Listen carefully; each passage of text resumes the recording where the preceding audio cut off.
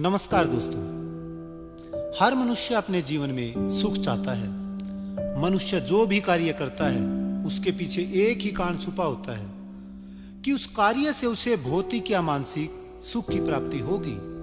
मनुष्य सुख की तलाश में इधर उधर भटकता रहता है और अपने जीवन में अच्छे व बुरे कार्यों को करता है। किस कार्य से किसको सुख या दुख की प्राप्ति होगी, इस बारे में सबका अलग अलग दृष्टिकोण हो सकता है, या यूं कहिए ये सबकी अलग अलग सोच और स्वभाव पर निर्भर करता है।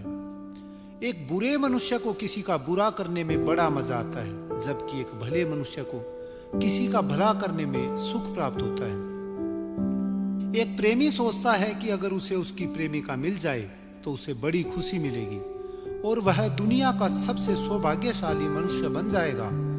मगर अपनी प्रेमिका की प्राप्ति के बाद वह कुछ समय तक तो खुश रहता है और फिर वैचारिक मतभेद, विरह या अन्य कारणों से वह दुखी महसूस कर सकता है।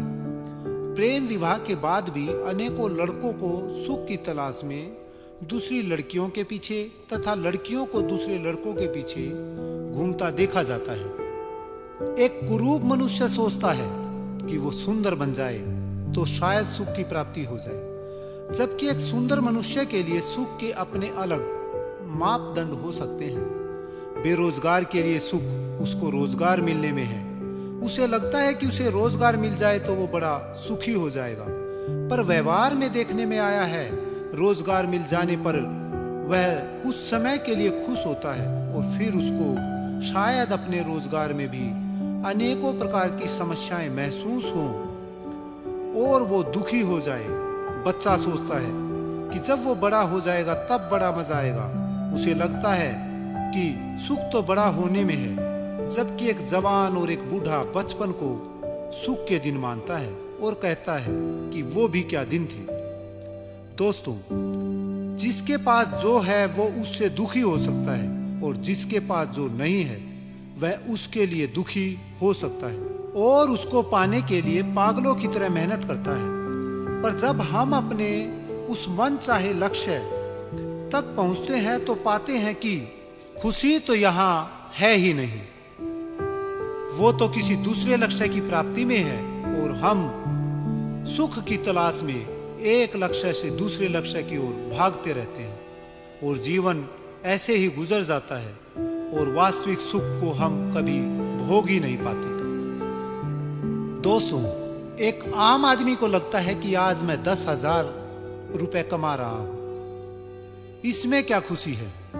खुशी तो तब मिलेगी जब मैं 50,000 कमाऊंगा और वो उसे पाने के लिए दिन रात एक कर देता है।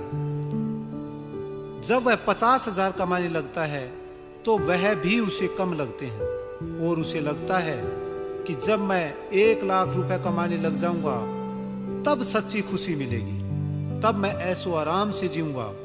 पर खुशी वहां भी नहीं मिलती। कई बार तो ऐसा भी देखने में आता है कि जब तक वह उस लक्ष्य तक पहुंचता है उसकी सुख के प्रति सोच ही बदल चुकी होती है और वो पछताता है कि मैंने अपना जीवन व्यर्थ ही गवाया।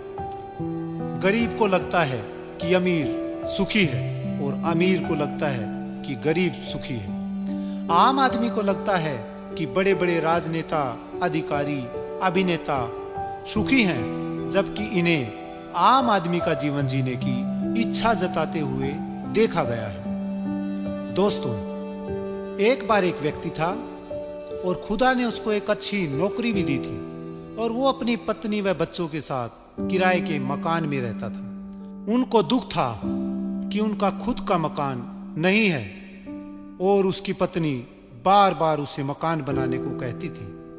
दोनों पति पत्नी ने 10-12 साल तक खूब मेहनत की और उस व्यक्ति ने जहां वो नौकरी करता था उस शहर में जमीन खरीदी और बड़े चाव से उस पर एक सुंदर मकान बनाया और उस घर में एक भव्य आयोजन के बाद गृह प्रवेश किया और वो दोनों बड़े खुश थे क्योंकि उनका अपना शहर में मकान था।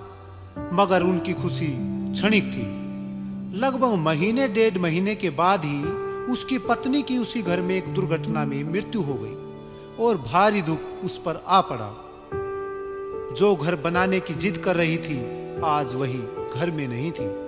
दोस्तों, इस प्रकार की घटना आपके जीवन में भी हो सकती है कि आप सुख की चाह लिए आगे बढ़े होंगे और भारी दुख ने आपको घेर लिया हो।